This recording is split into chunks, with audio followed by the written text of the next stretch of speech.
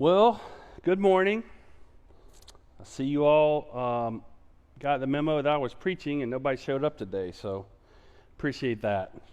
Hey, I've always kind of wanted to do this thing, and so I got my Mr. Rogers kicks on here, just like he did. I actually grew up watching Mr. Rogers, and so anyway, just welcome this morning. I'm so glad you're joining us this morning. And so first, hear me out here. I don't want to minimize what's happening or the seriousness of this COVID-19 because it's real. However, I have to tell you a story. When I first heard about this virus, somebody said something about the coronavirus, and I said, coronavirus? I haven't had that since like 2006. So, for those of you that don't know what that means, I'm a recovered alcoholic. I've been sober almost 14 years, and thanks to nothing else other than me surrendering my life to God and listening to some suggestions that others gave to me and that found this freedom. So I'm going to take and share a few of those suggestions actually with you today because we find ourselves in a unique situation where I believe now that uncertainty is the new certainty. And so we're here in this series where we're asking people to be our neighbors, and yet we're being asked not to gather with our neighbors. And so being a good neighbor is pretty tough right now. So we've been in this passage that I'm going to take a little bit different look at today, just for a minute. It's a part that I know I've overlooked probably most of my life, but I think it's critical in understanding Jesus' command. And what I want to focus on is just two words. And so it's Luke 10, verses 25 through 27, and it goes like this. On one occasion, an expert in the law stood up to test Jesus. "Teacher," he asked, "what must I do to inherit eternal life?" Jesus said, "What's written in the law? How do you read it?" And the man said, he answered, "Love the Lord your God with all your heart and with all your soul and with all your strength and with all your mind, and love your neighbor as yourself." As yourself. Have we ever thought about that? How do we love ourselves? Many of us who suffer from some sort of addiction, at the very core of ourselves, we find that most are egomaniacs with inferiority complexes. We carry shame and we carry guilt about the things we've done, and then that causes us to medicate ourselves, and the cycle continues. And when we find ourselves in isolation or alone, that is not a good neighborhood for us to be in. Because, as you may or may not know, an idle mind is the devil's playground. So I want you to understand something. This message is for two types of people. One is people that struggle with any sort of addiction or any sort of hurt or habit or hang up. And the second type of person that this is for is people who know someone who does struggle. So guess what? That includes everyone. This message is for everyone. So I want to look first at Philippians chapter 1, and we want to look at verses 27 through 30. And I want to just read it, and then we'll kind of go back in and break it down. So, verse 27, Philippians 1, verses 27. The first two words are very important. Whatever happens. Paul says, whatever happens, conduct yourselves in a manner worthy of the gospel of Christ. Then, whether I come and see you or only hear about you in my absence, I will know that you stand firm in the one Spirit, striving together as one for the faith of the gospel, without being frightened in any way by those who oppose you. This is a sign to them that they will be destroyed, but that you will be saved, and that by God. For it has been granted to you on behalf of Christ not only to believe in him, but also to suffer for him, since you're going through the same struggle you saw I had, and now hear that I still have. And so I'm going to leave that there for now, and we're going to get into chapter 2 and a few verses there in a bit. But I was sent an article this week as I was kind of preparing for this sermon, one of the many on church leadership that we get every week, and it had some really good stuff in it. And so this was about the coronavirus and pornography and anxiety, and talking about when these three pandemics mix. And there's a guy wrote this by the name of Jay Stringer. And so he wrote about the behaviors and the brokenness that come with being a porn addict. But as I was reading the article, he talks specifically about porn, but the things he writes about, you could substitute that word for any word that you struggle with. You could put in alcohol, you could put in cocaine, you could put in marijuana, you could put in food, you could put in toxic relationships, codependency, whatever you want.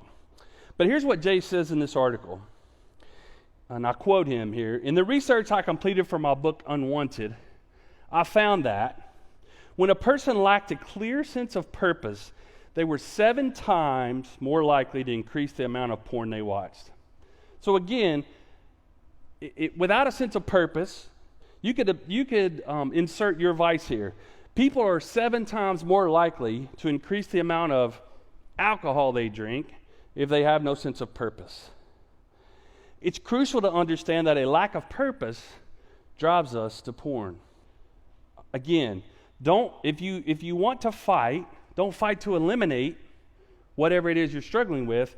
Fight to create daily rhythms that help you find that calmness, that serenity in your greater purpose. And that's what we're going to talk about today. We're going to I'm going to try to help us find some rhythms that help us find that calmness, that serenity, so that we can focus on our greater purpose.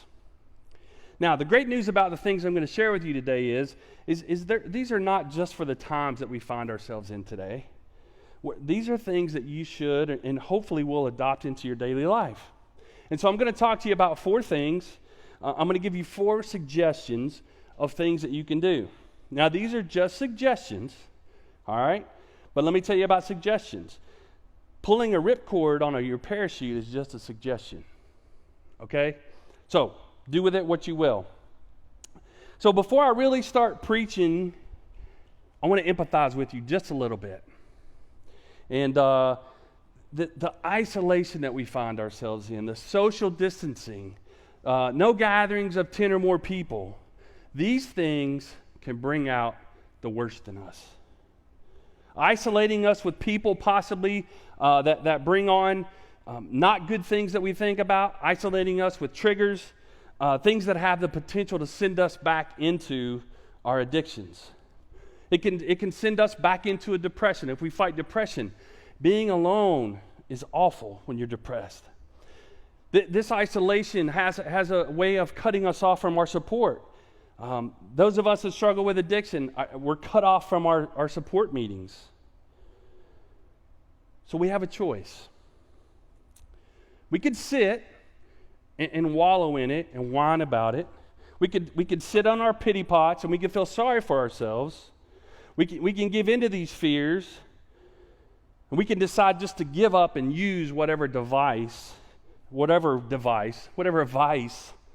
ours happens to be, or we can take some suggestions.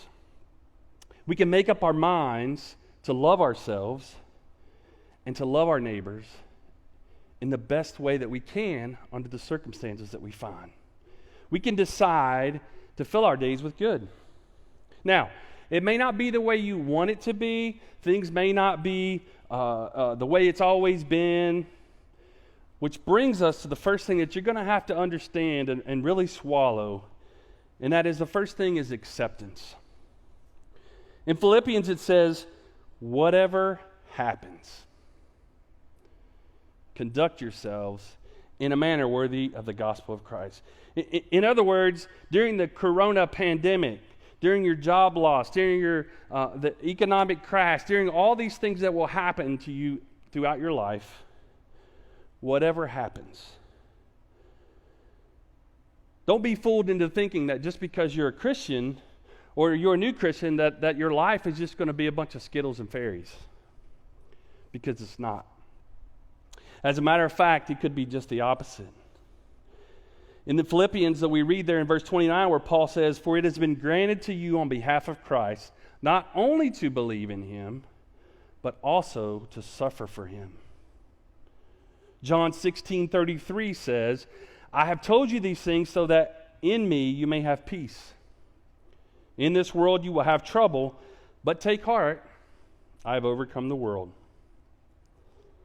And then James chapter 1, verses 2 through 4 says, "Consider it pure joy, my brothers and sisters, whenever you face trials of many kinds, because you know that the testing of your faith produces perseverance. Let perseverance finish its work so that you may be mature and complete, not lacking anything." So, whatever happens.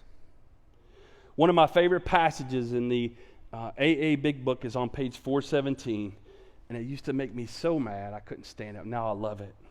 Here's what it says: "Acceptance is the answer to all my problems today. When I am disturbed, it's because I find some person, place, thing, or situation, some fact of my life unacceptable to me.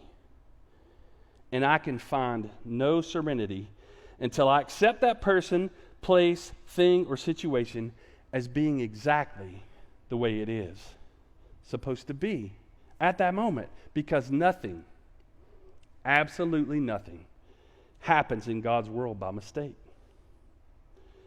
Unless I accept life completely on life's terms, I can't be happy. I need to concentrate not so much on what needs to be changed in the world as on what needs to be changed in me and my attitudes." The book goes on to talk, and then on page 420, this little nugget of wisdom, which I love. "Acceptance is the key to my relationship with God today. I never just sit and do nothing while waiting for him to tell me what to do. Rather, I do whatever's in front of me to be done, and I leave the results up to him. However it turns out, that's God's will for me. I must keep my magic magnifying mind on my acceptance and off of my expectations. For my serenity is directly proportional to my level of acceptance. When I remember this, I can see I've never had it so good." Having said that, I believe that our happiness is based on two things. One is acceptance of life on life's terms, because nothing happens in God's world that's a mistake. So you can be happy if you, one, accept the world the way it is, and number two, complete dependence on God. Not on people, places, or things. See, we have to understand that we are 100% powerless over people, places, and things. Any expectation that we may have of another person or of a place or of a thing is no more than a resentment in the making. In order to be happy in this life, you must understand that God's the only thing in this world that you can depend on. When you think about acceptance, which you should in every situation, I want you to think this thought. God is everything, or he's nothing. God is everything, or he's nothing. Well, what's your choice going to be? How much time do you spend every day worried about, thinking about things that you have no control over? So during this time, maybe we should stop. Maybe we should take some time to refocus, to pay attention to our own attitudes and to the things that we can affect, which is going to help us in the next thing I want to talk about, which is your attitude. Number one, acceptance. Number two, attitude. Charles Swindoll says that life is 10% what happens to you and 90% how you react to it. I want to let that sink in for just a second. Life is 10% what happens to you and 90% how you react to it. I heard this story years ago. I want to tell you. Supposedly it's an old Cherokee proverb. Some of you may have heard it. I love this. He says that an old Cherokee is teaching his grandson about life. And the old man says, a fight is going on inside of me, he tells his grandson. It's a terrible fight, and it's between two wolves. One is evil. He's anger, envy, sorrow, regret, greed, arrogance, self-pity, guilt, resentment, inferiority, lies, false pride, superiority, and ego. The other wolf, he said, is good. He is joy, peace, love, hope, serenity, humility, kindness, benevolence, empathy, generosity, truth, compassion, and faith. The old man said the same fight is going on inside of you and inside every other person too. The grandson thought about it for a minute and asked his grandfather, which wolf will win? The old Cherokee simply looked down at his grandson and said, the one you feed. You see, when our routines are interrupted and we can't do the things we normally do, then immediately in our minds we think, okay, what are we going to do now? Just like the glass, we need to replace it with something else. And so we have to watch how our attitude fluctuates. You see, our minds are not, for an alcoholic is not only a drinking problem, it's a thinking problem. So if we feed our faith during this time, our doubts and fears will starve to death. So think, what feeds that evil wolf inside of you? And here's another thing about our attitude. We have to be very careful. There's a saying that's called HALT. H-A-L-T. HALT. When you find yourself hungry, when you find yourself angry, when you find yourself lonely, or you find yourself tired, you have put yourself in a very vulnerable place to make some really bad decisions. And so our attitude can turn negative very quickly, and we can go right back into that stinking thinking. So don't get hungry. Try not to get angry. Try to get away from all this loneliness that you're feeling, and get some sleep.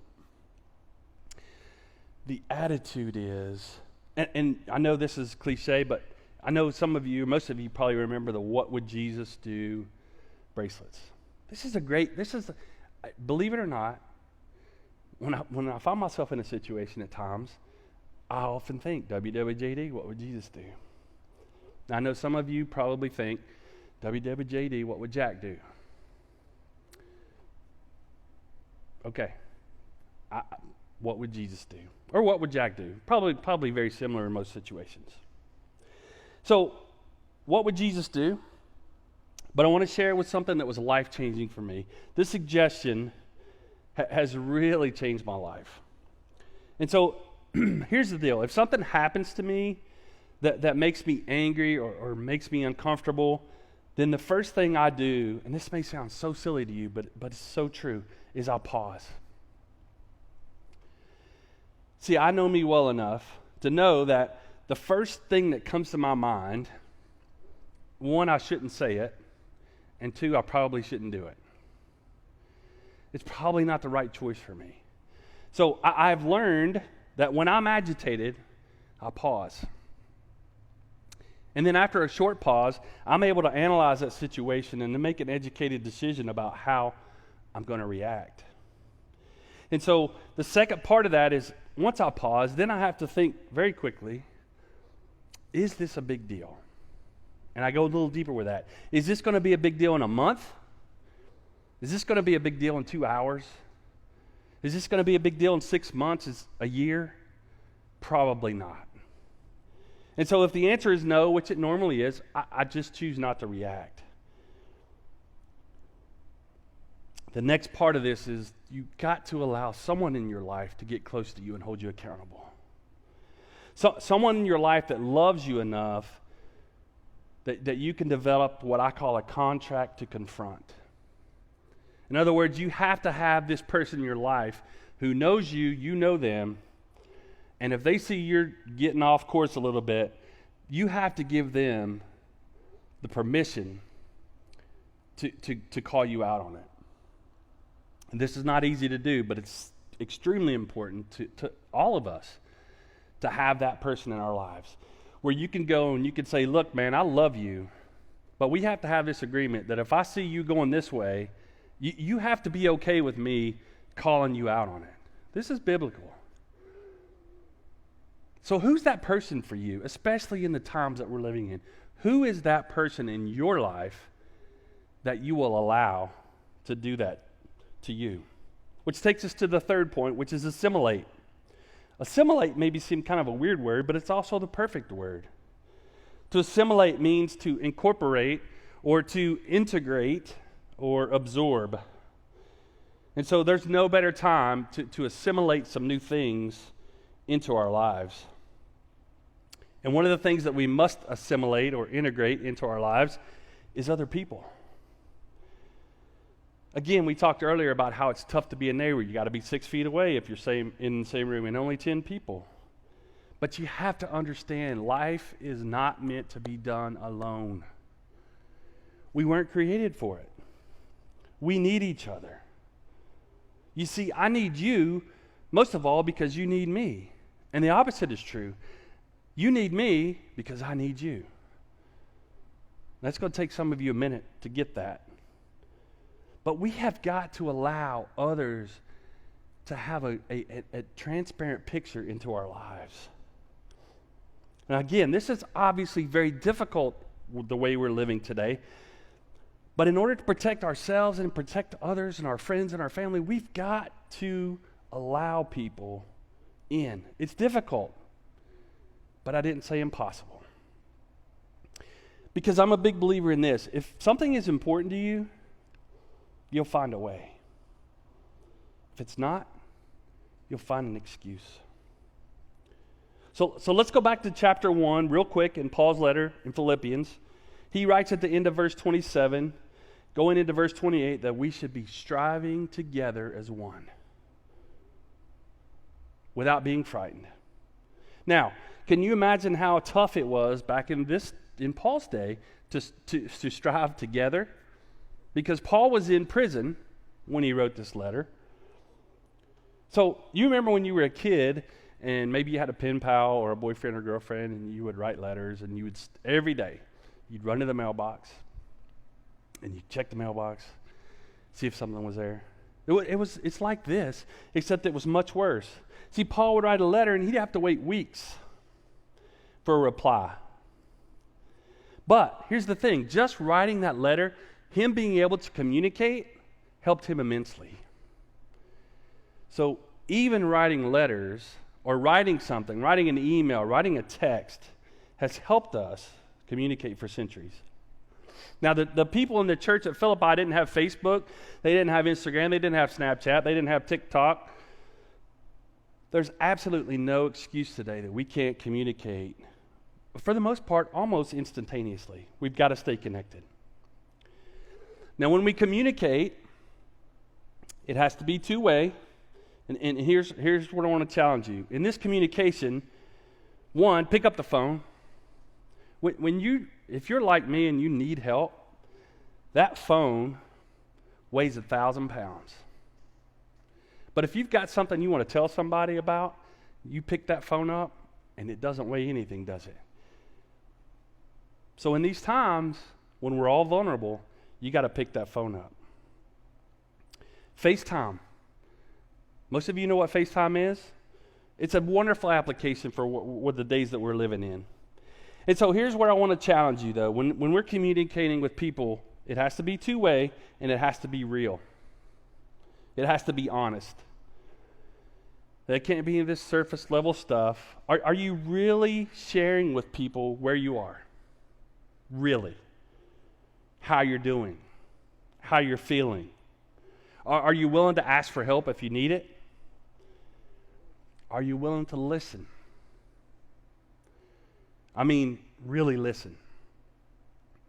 That old guy says, I know you hear me, but are you listening? Are you really listening to other people? How about your communication with God? How's your prayer life today? Is it just a list of things you want? Or is it actually a dialogue? You've got time now to develop the prayer life in your life. The old saying is, if you have time to worry and you have time to be afraid, then guess what? You got time to pray. So we have to assimilate some things in our lives that maybe are new. And so here are some things, I just want to share a few things with you that worked for me, and I'm sure they would work for you too. So you want to have a meeting, you want to have a family reunion, you want to do whatever it is you want to do, there's a free service called Zoom. There's an app, and it's basically it's free, but it's a video conference call where you can have meetings. You can have an online meeting. You can have an online Bible study. We'll probably use it for our youth to be able to get together over the next few weeks. Again, there's no reason why you can't at least see people and talk to them. And I want to warn you, I want to give you a warning here. When that loneliness hits you, when that temptation to do what you know you shouldn't do comes over you, this is something that somebody shared with me a long time ago. It is play the tape all the way through. Play it to the very end. So if you decide, hey, I want to, don't just look at the sexy part of whatever your drink or drug is, right? That first part of that, or how it's going to make you feel. Play that tape all the way through. Focus on, do you really want to go through the feelings of guilt and shame and futility and loneliness? And think about the harm that you could cause to yourself and to others. And when you play that tape all the way through, you're going to understand that it's not worth it. And pursue activities that engage your senses. Maybe for some of you, it's learning how to cook a new something. Maybe you'll want to learn how to play an instrument. I want to learn how to play the guitar. Learn a foreign language. For you, maybe it's painting or writing. These things are going to give you a release, and we're going to allow you to feel that pleasure that you need to feel. Go outside. Experience God's creation. Because in this life, there's two little nuggets I want to share with you. One, you alone can do it, but you can't do it alone. And the second one is, you can do something, but you can't do everything. Verse 2, we'll start there. Make my joy complete by being like-minded, having the same love, being one in the Spirit, and of one mind. Verses 3 and 4. I think these are my favorite verses in the Bible. Do nothing out of selfish ambition or vain conceit. Rather, in humility, value others above yourselves, not looking to your own interest, but each of you to the interests of others. Man, if I could just have somebody say that about my life when I'm gone, then that's all the success in this world that I ever want. So the fourth thing we do is we have to take action. And we have to take this type of action where we don't do anything selfish or out of vanity, but that we value others above ourselves. I want to go back to the AA Big Book just for a second. This is on page 89 of the AA Big Book. This is what it says. Practical experience shows that nothing will so much ensure immunity from drinking as intensive work with other alcoholics. We could insert neighbors there. It works when other activities fail. Carry this message to other alcoholics. Now Andy's translation is a little bit different. Andy's translation says this, that my real life experience shows that nothing will so much as ensure immunity from whatever it is that you don't want to do as getting off of your own pity pot, getting outside of yourself, and go and helping someone else. Nothing. You could sit and feel sorry for yourself. you could sit and list all the reasons why you feel bad. Nothing will help you other than getting outside of yourself and going helping somewhere else. It always works. It always works. And then to carry that message of what Jesus has done in your life to all your neighbors.